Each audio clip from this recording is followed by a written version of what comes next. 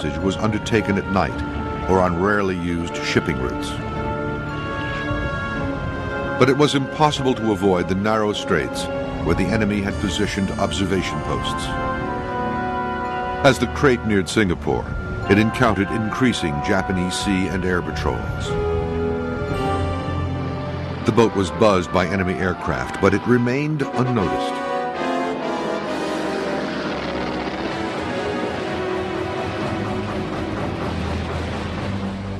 The raiders had painted themselves with dark brown dye in order to look like natives.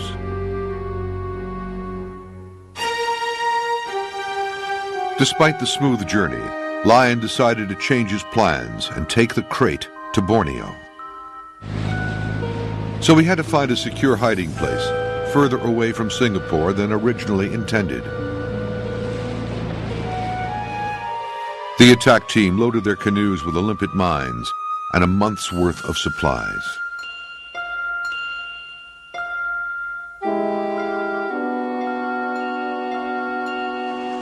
After leaving the crate, Lion and his 5-man team paddled to the island of Panjang, 30 miles south of Singapore. They spent time there exercising and making final preparations.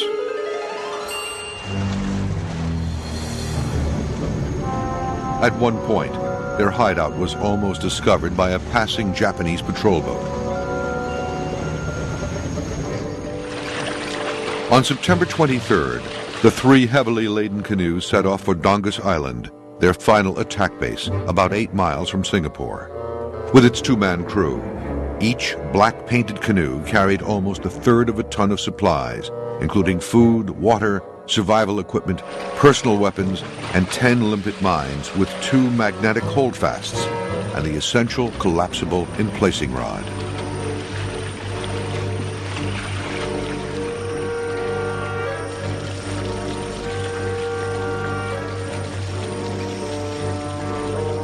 Once they reached the base, Lion used his telescope to spot the shipping outside Singapore harbor.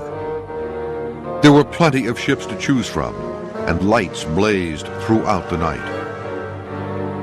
Lion then distributed cyanide suicide pills to each man in case of capture by the Japanese.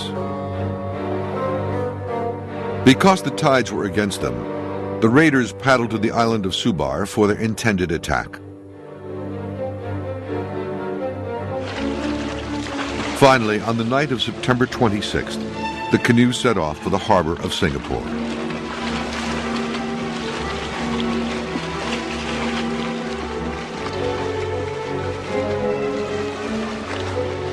With so much equipment on board, the canoes were very sluggish and paddling was extremely strenuous.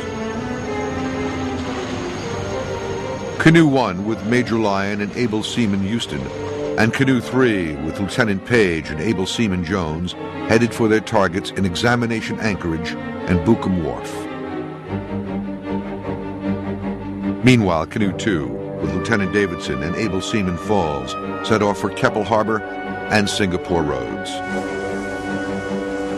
In Canoe 3, Page and Jones reached their target area, but all the ships were bathed in light. They were able to find one suitable target and attach their limpet mines to it.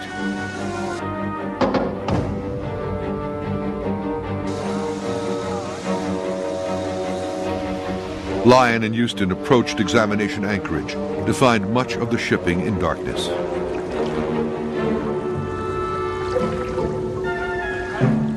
They eventually found the 10,000-ton tanker Senkoku Maru and attached limpet mines to the engine room and propeller shaft. Canoe 2 made its way to the Singapore roads, where they attached their limpet mines to 3 heavily laden freighters.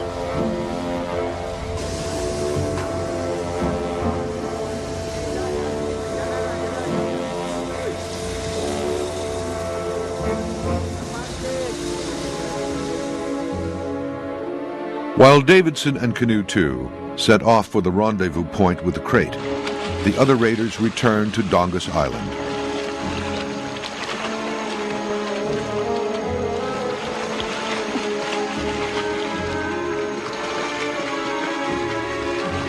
From there, they were able to witness the effects of their night's work.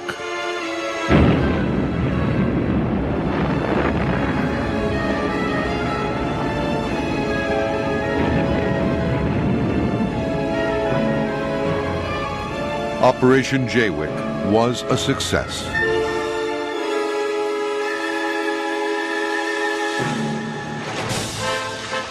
The two crews then made their escape and rendezvoused with the crate which set sail for Australia.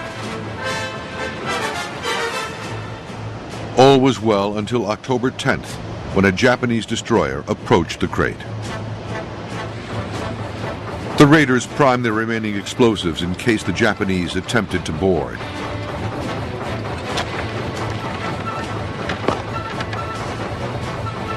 For 5 heart-stopping minutes, it sailed alongside.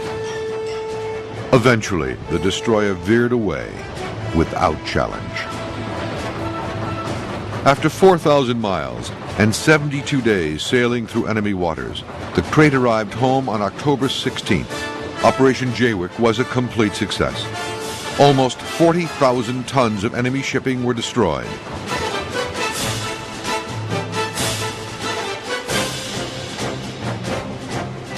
Major Lyon and his raiders celebrated. But Lyon was not satisfied.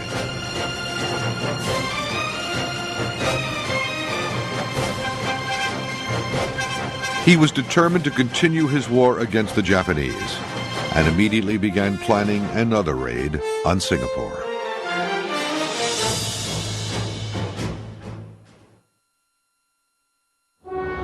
When Blondie Hasler returned to England after the raid on Bordeaux, he was awarded the Distinguished Service Order. He was later promoted to Lieutenant Colonel. Lord Louis Mountbatten said, "Of the many brave and dashing raids carried out by the men of Combined Operations Command, none was more courageous or imaginative than Operation Frankton." Marine Sparks was awarded the Distinguished Service Medal, while Laver and Mills were mentioned in dispatches. Sparks subsequently joined the Special Boat Service. The SBS of today traces its lineage from the original Royal Marines Boom Patrol Detachment. Hasler returned to the Combined Operations Development Center, where several interesting concepts were being pursued. Hasler's priority was to address the difficulty of canoeists escaping safely after a raid. The Mobile Flotation Unit was developed. This device would be transported by sea to an area of operation where it would be submerged like a submarine.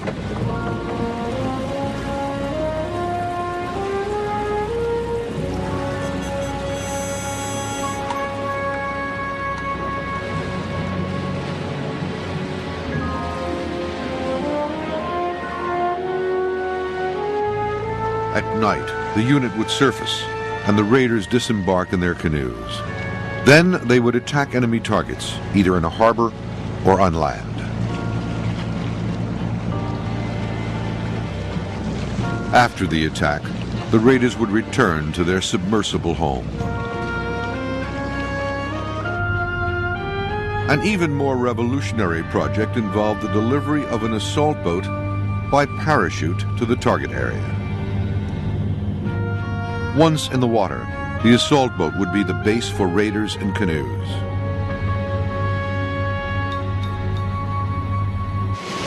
Thereafter, it would become their means of escape.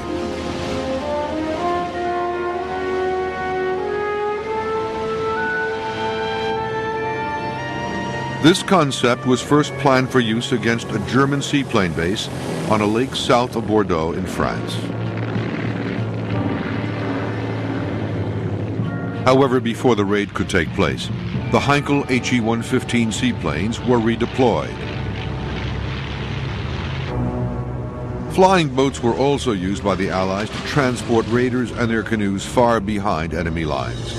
Blondie Hasler used this technique later in the war to insert reconnaissance patrols behind Japanese lines.